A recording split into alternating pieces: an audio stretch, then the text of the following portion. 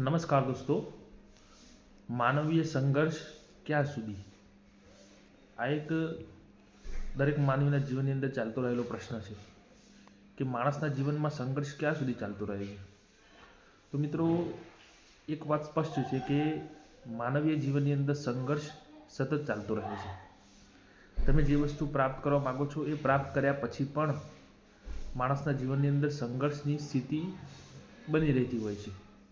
અને જો સંઘર્ષની સ્થિતિ ન હોય તો એ જે વસ્તુ પ્રાપ્ત થઈ છે, જે સ્થિતિ પ્રાપ્ત થઈ છે, એ સ્થિતિમાંથી જે આનંદ મળવો જોઈએ એ મળતો નથી.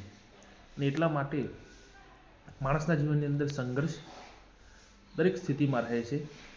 પણ જો એ વ્યક્તિ એ પોતાની સ્થિતિને, પોતાની જે સિચ્યુએશન છે એને જો સકારાત્મક દૃષ્ટિકોણથી જોવાનો પ્રયત્ન કરે તો એ સંઘર્ષ સહયોગાત્મક પણ બની શકતો હોય છે.